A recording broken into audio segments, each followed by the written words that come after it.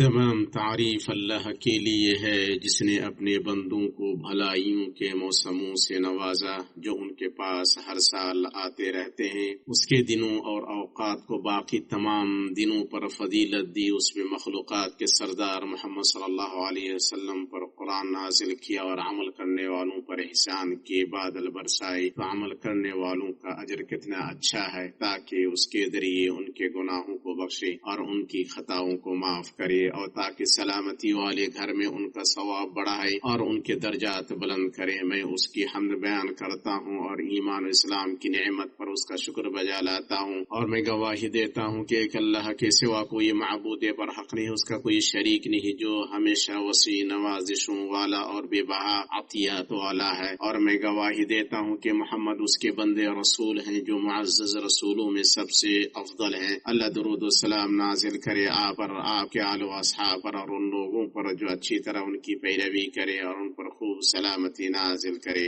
اما بعد، لوگوں اپنے رب کا تقوی اختیار کرو، صرف اسی کی عبادت کرو، اور اس نے تمہیں جو نعمتیں دی ہیں ان پر شکر ادا کرو اور اس کی حمد و ثنا بیان کرو، اور جان لو کہ تمہارے آنگن میں ایک معزز مہینہ اور عظیم موسم آیا ہوا ہے، جس کے 2 دن گزر چکے ہیں اور اس کے دن پیدر پہ گزر رہے ہیں، اور وہ جلد ہی ختم ہو جائے گا۔ وہ تیزی سے گزر رہا ہے جیسا کہ پچھلے سالوں میں گزرا تھا، وہ بہت ہلکا ہے مگر بہت بھلائیوں والا ہے۔ اللہ تعالیٰ نے تمام مہینوں کے مقابلے میں اسے شرف و عزت سے مختص کیا ہے، اور مومنوں پر اس کے روزے فرض کیے ہیں۔ مومنوں پر اس سے بہتر کوئی مہینہ نہیں گزرا ہے، اور نہ ہی منافقوں پر اس سے بدتر کوئی مہینہ گزرا ہے۔ ماہ رمضان مومنوں کے لیے غنیمت اور ان کا گواہ ہے، اور منافقوں کے لیے حسرت اور ان کے خلاف گواہ ہے۔ اللہ کے بندو، رمضان میں نبی صلی اللہ علیہ وسلم اور آپ کے صحابہ رضی اللہ عنہم کی زندگی جفا کشی، اللہ کی طرف دعوت دینے، امور زندگی کو منظم کرنے، انسانیت کی اصلاح کرنے، امت کو سعادت مند بنانے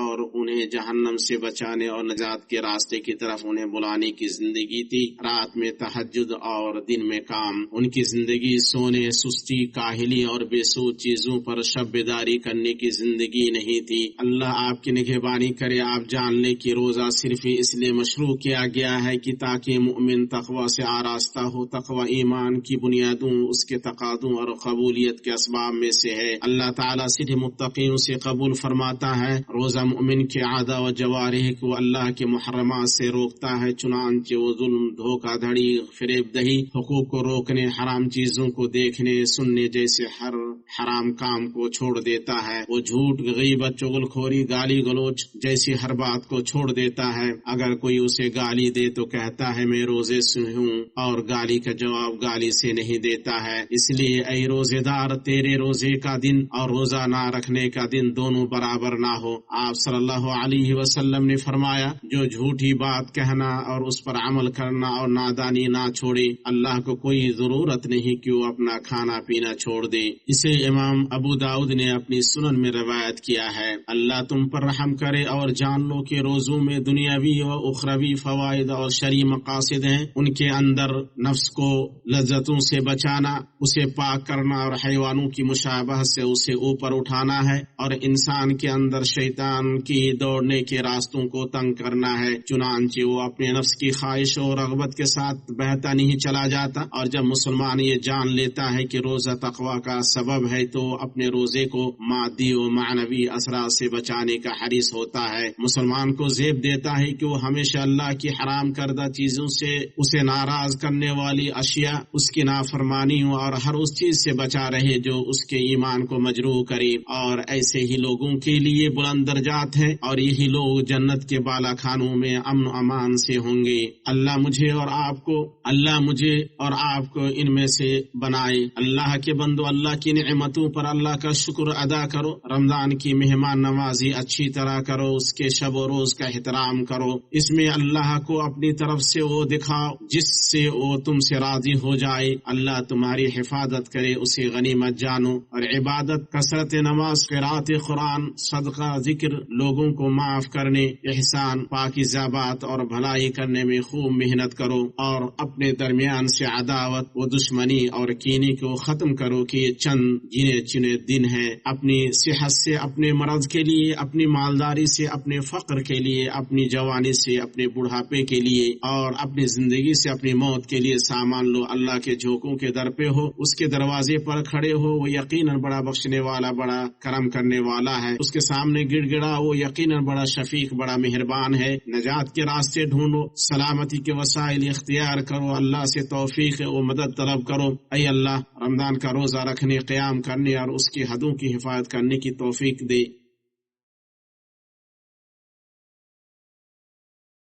تمام تعریف اللہ کے لیے ہے جو کریم و منان اور بہت فضل احسان والا ہے، اور میں گواہی دیتا ہوں کہ ایک اللہ کے سوا کوئی معبود برحق نہیں، اس کا کوئی شریک نہیں، وہی رحمان و رحیم ہے۔ اور میں گواہی دیتا ہوں کہ ہمارے سردار اور نبی محمد اللہ کے بندے اور اس کے رسول ہیں، اور اس کی مخلوق میں اس کے برگزیدہ ہیں۔ اللہ درود نازل فرمائے ان پر، ان کے آل و اصحاب پر، اور ان لوگوں پر جو تا قیامت اچھے سے ان کی پیروی کریں۔ اما بعد، اللہ تعالیٰ کا تقوی اختیار کرو اور جان لو کہ مسلمان پر واجب ہے کہ وہ اللہ کے لیے اپنی نیت کو خالص رکھے، اس سے اجر کی امید رکھے، اور یاد رکھے کہ روزے کے کچھ آداب ہیں جن کا اتباع کرنا ضروری ہے، اور روزہ توڑنے والی کچھ چیزیں ہیں جن سے بچنا واجب ہے۔ رسول اللہ صلی اللہ علیہ وسلم نے افطار میں جلدی کرنے اور سحری میں تاخیر کرنے کی ترغیب دی ہے۔ آپ صلی اللہ علیہ وسلم نے فرمایا، لوگ برابر بھلائی میں رہیں گے جب تک وہ افطار میں جلدی کریں گے، اسے امام مسلم نے روایت کیا ہے۔ اے مسلمانوں، اللہ کا تقوی اختیار کرو اور اس عظیم موسم میں جد و جہد سے کام لو۔ کوئی نہیں جانتا کہ وہ آئندہ سال اس موسم کو پائے گا یا نہیں۔ یہ گنتی کے چند دن ہیں جن کی فضیلت و بھلائی سے وہی شخص محروم رہتا ہے جو حقیقت میں محروم ہے۔ تو کہاں ہے ان میں نیک اعمال کی طرف جلدی کرنے اور سبقت کرنے والے اور انہیں غنیمت جاننے والے لوگ؟ اللہ تمہیں توفیق دے بھلائی کی خوشبو سے لطف اندوز ہو اور انہیں محسوس کرو، اور جب بھی اللہ کی رحمت کے جھونکے چلے ان سے محظوظ ہو اور انہیں غنیمت جانو۔ یہ انتہائی فضیلت والے دن ہے۔ ان جیسی مرغوب چیزیں نادر ہوتی ہیں، دن میں دعائیں قبول ہوتی ہیں اور مرادیں ملتی ہیں۔ اللہ کے بندو، ہمارے نبی اور شفیع پر بکثرت درود و سلام بھیجو۔ قیامت کے دن عظیم موقف میں جن کے پاس ساری مخلوقات جائیں گی، اور اے اللہ تو خلفاء راشدین سے، تمام صحابہ سے تا قیامت ان کی اچھی طرح پیروی کرنے والے تابعین سے راضی ہو جا۔ اے اللہ تو ان کی محبت سے ہمیں فائدہ پہنچا۔ اے اللہ ان کے زمرے میں ہمارا حشر کر اور ان کی سنت و طریقے سے ہمیں دور نہ کر۔ اے اکرم الاکرمین، اے اللہ تو اسلام اور مسلمانوں کو تقویت دے اور اپنے فضل سے حق اور دین کی آواز بلند کر۔ اے اللہ حق، توفیق اور درستگی سے ہمارے امام اور حاکم کی تائید فرما، اور انہیں اس کام کی توفیق دے جو تجھے پسند ہو، جس سے تو راضی ہو۔ انہیں نیکی اور تقوی کے راہ پر گامزن رکھ، انہیں نیک مشیر کار عنایت کر، ان کے ذریعے اپنے دین کو غلبہ دے اور اپنے کلمے کو بلند کر، انہیں اسلام اور مسلمانوں کا مددگار بنا، اور ان کے ذریعے مسلمانوں کو حق اور ہدایت پر متحد کر دے رب العالمین۔ اے اللہ تو انہیں، ان کے ولی عہد کو، ان کے بھائیوں اور مددگاروں کو حق و ہدایت اور ہر اس کام کی توفیق دے جس میں بندوں کی اور ملک کی بھلائی ہو۔ اے اللہ مسلمانوں کے حکمرانوں کو اپنی کتاب اور اپنے نبی صلی اللہ علیہ وسلم کی سنت پر عمل کرنے کی توفیق عطا فرما، انہیں اپنے مؤمن بندوں کے لیے رحمت بنا، انہیں حق پر متحد کر دے اے رب العالمین، اور مسلمانوں کے تمام سربراہان کو ان کاموں کی توفیق دے جن میں وطن اور اہل وطن کی بھلائی ہو۔ اے اللہ ہمارے ملک اور مسلمانوں کے تمام ممالک پر پردہ ڈال دے۔ اے اللہ ہم تیری پناہ میں آتے ہیں، تیری خوشنودی کے ذریعے، تیری ناراضگی سے، تیرے عفو کے ذریعے، تیرے عذاب سے، اور تیرے ذریعے تجھ سے ہم تیری تعریف شمار نہیں کر سکتے۔ تو ویسے ہی ہے جیسے تو نے اپنی تعریف کی ہے۔ اے اللہ ہمیں ہمارے برے اعمال کی وجہ سے عذاب نہ دینا، اور ہم میں سے بے خوفوں کے کرتوتوں پر ہمیں نہ پکڑنا، اور ہمیں فکر مند کرنے والے تمام امور میں ہمارے لیے کافی ہو جا اور ہمارے لیے معین و مددگار بن جا۔ اے اللہ مسجد اقصی کو آزاد کر دے، آزاد کر کے ہمیں ایسی خوشی عنایت کر جس سے ہمارے دل سرشار ہو جائیں۔ اے اللہ ہم تجھ سے مغفرت طلب کرتے ہیں، تو بہت زیادہ مغفرت دینے والا ہے۔ تو ہم پر موسلادھار بارش نازل کر، اے اللہ ہم پر موسلادھار بارش نازل کر۔ اے اللہ ہم تیری ہی مخلوق ہیں، ہمارے گناہوں کی وجہ سے ہمیں اپنے فضل سے محروم نہ کر۔ اے ہمارے رب ہم سے قبول فرما، بے شک تو ہی سب کچھ سننے والا اور سب کچھ جاننے والا ہے، اور ہماری توبہ قبول فرما، بے شک تو ہی توبہ قبول کرنے والا، نہایت رحم کرنے والا ہے۔ سبحان ربک رب العزت عما یصفون وسلام علی المرسلین والحمد للہ رب العالمین۔